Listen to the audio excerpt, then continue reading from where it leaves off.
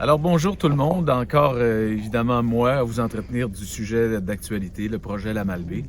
Écoutez, un aspect de ce dossier qui je pense qu'il est important de clarifier avec vous, c'est le pourquoi d'à ce moment-ci on peut plus reculer ou on peut pas changer un aspect du concept et tout doit venir ensemble, c'est-à-dire le terrain du musée de Charlevoix, la halte multimodale, le sentier et le quai.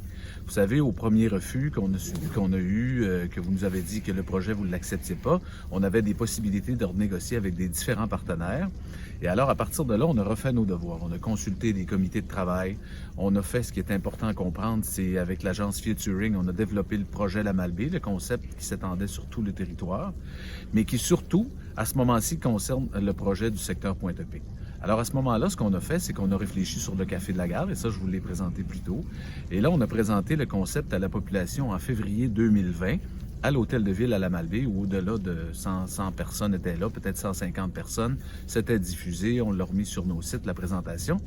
Et on a fait la présentation du nouveau concept, du nouveau projet du Havre qu'on faisait. Alors là, il y a eu une acceptation. Je pense qu'à ce moment-là, tous les gens ont salué le projet comme on le faisait.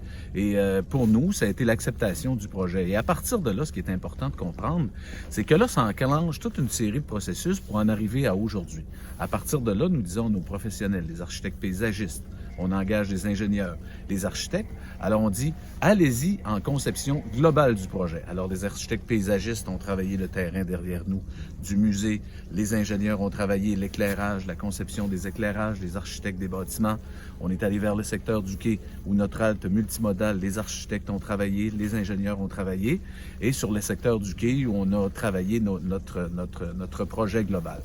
Ça, c'est important aussi. Il y a les experts.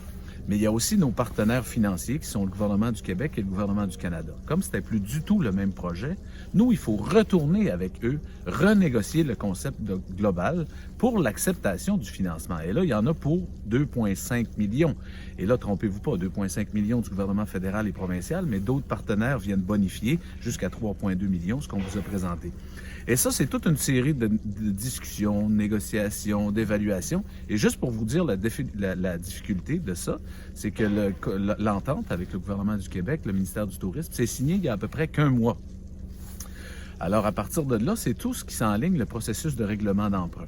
Donc, aujourd'hui, si on décidait de changer le projet, de changer les aspects du projet, et on ne peut pas scinder, on ne peut pas enlever une partie, garder les autres parce que c'est un concept global. Et si on décidait de l'enlever, alors là, il faut retourner à la table à dessin. Il faut retourner renégocier tous les ententes, tous les montages financiers, tout refaire les montages financiers. Et alors, c'est pratiquement impossible parce que, souvenez-vous, c'est la deuxième mouture du projet. Les paliers de gouvernement ont déjà accordé des délais de livrables de ce projet-là et nous ont déjà réouvert les engagements pour les ententes. Alors, à ce moment-ci, ce qu'ils nous disent, c'est là, maintenant, vous êtes hors délai. C'est le projet qu'on a travaillé pendant des mois et un an même avec le gouvernement du Québec. Alors, c'est celui-ci qui est acceptable. Alors, vous comprenez qu'à ce moment-ci, au registre, tout est attaché, englobé, tout ensemble, tout est attaché, soit le quai, la halte multimodale, la promenade et le terrain ici. Alors ça, je pense que c'est important de comprendre. C'est pour ça qu'à ce moment-ci, le projet qu'on vous présente, c'est celui-là. Pas parce qu'on peut le couper ou le scinder, c'est par tout le processus, la difficulté de négocier les ententes, et dû aussi à la consultation qu'on avait faite en février, où on avait l'acceptation totale. Alors écoutez, là, il y a le registre qui s'en vient. Vous comprendrez que le registre, c'est une opposition au projet. Dans ce que je vous parle, vous pouvez être peut-être en accord avec 80 et être en opposition avec 20 % mais le 20 % peut faire tomber à peu près tout le projet, dû à la difficulté de ce qui s'en suivrait. Évidemment, je pense que si il y a suffisamment d'opposants à ce registre, ceux qui signent le registre, alors ça vient difficilement compliquer la suite des choses pour ce projet dû au délai de livrable et aux renégociations avec les paliers de gouvernement. Alors je pense que si ce registre risque d'avoir le nombre de signatures nécessaires, je pense qu'on peut voir un terrain comme derrière moi du musée dans cet état longtemps.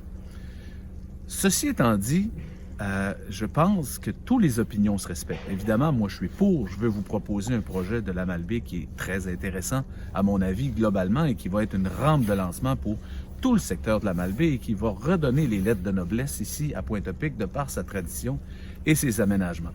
Moi, je suis pour. Évidemment que ceux qui sont d'une opinion différente, écoutez, j'invite les gens à faire le débat comme il se doit, mais le faire en tout respect des personnes. Et toutes les opinions sont dans la nature et moi, j'accorde un grand respect à ça.